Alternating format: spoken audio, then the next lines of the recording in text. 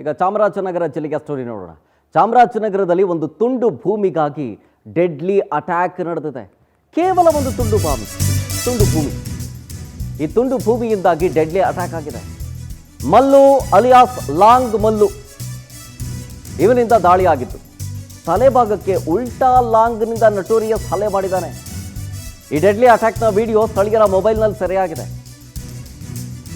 ಚಾಮರಾಜನಗರದ ಬೆಟ್ಟಹಳ್ಳಿ ಗ್ರಾಮದಲ್ಲಿ ನಡೆದಂತಹ ಘಟನೆ ಈಗ ತಡವಾಗಿ ಬೆಳಕಿಗೆ ಬರ್ತಾ ಇದೆ. ಈ ಬೆಟ್ಟಹಳ್ಳಿ ಗ್ರಾಮ ಇರೋದು ಚಾಮರಾಜನಗರ ಜಿಲ್ಲೆಯ ಗುಂಡ್ಲುಪೇಟೆ ತಾಲೂಕಿನಲ್ಲಿ ಬರುತ್ತಿದ್ದು. ಸಿದ್ದರಾಜು ಮಲ್ಲು ನಡುವೆ ಒಂದು ತುಂಡು ಭೂಮಿಗಾಗಿ ಜಗಳ ಆಗುತ್ತೆ. ಆ ಜಗಳ ಮತ್ತೊಂದು ಹಂತಕ್ಕೆ ಹೋಗಿ ನೋಡಿ, ಉಲ್ಟಾ ಮಚ್ಚಲ್ಲಿ ಹೊಡೆದಿರೋದು, ಉಲ್ಟಾ ಲಾಂಗಲ್ಲಿ ಹೊಡೆದಿರೋದು.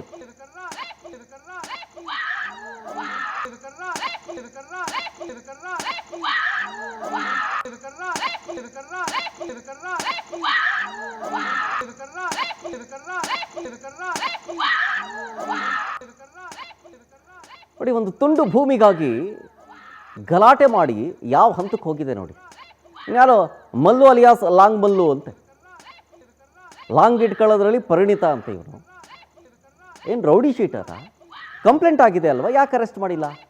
ಸಿದ್ದರಾಜು ಅಂತ, ಈ ಸಿದ್ದರಾಜುವಿನ 1 ಗುಂಟೆ ಜಾಗ ಕಬಳಿಸೋದಕ್ಕೆ ಈ ಮಲ್ಲು ಅನ್ನೋ ವ್ಯಕ್ತಿ ಮುಂದಾಗಿದ್ದಂತೆ. ನೆನ್ನೆ ಸಂಜೆ ಲಾಂಗ್ ಇಟ್ಕೊಂಡು ಬಂದಿದ್ದಾನೆ, ಗದರಿಸಿದ್ದಾನೆ. ಜಾಗ ನಮ್ಮದು, ದಾಖಲೆ ಬೇಕಾದ್ರೆ ಕೊಡ್ತೀನಿ ಅಂತ ಹೇಳ್ತಾನೆ. ಹೇಳಿದಾನಷ್ಟೇ. ಇವನು ಒಂದು ಗ್ಯಾಂಗ್ ಇದೆಯಲ್ಲ, ಆ ಗ್ಯಾಂಗಿಗೆ ಸೇರಿದವನು. ದಾಖಲೆ ಇದೆ ಅಂತ ಹೇಳ್ತಾನೆ, ತೋರಿಸಲ್ಲ.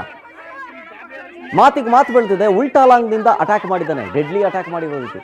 ಗುಂಡ್ಲುಪೇಟೆ ಪೊಲೀಸ್ ಠಾಣಾ ವ್ಯಾಪ್ತಿಯಲ್ಲಿ ಈ ಘಟನೆ ನಡೆದಿರುವುದು. ಕೇಸ್ ಕೂಡ ದಾಖಲಾಗಿದೆ, FIR ಆಗಿದೆ. ಆದರೆ ಆರೋಪಿಯನ್ನು ಇನ್ನೂ ಅರೆಸ್ಟ್ ಮಾಡಿಲ್ಲ. ಯಾಕೆ?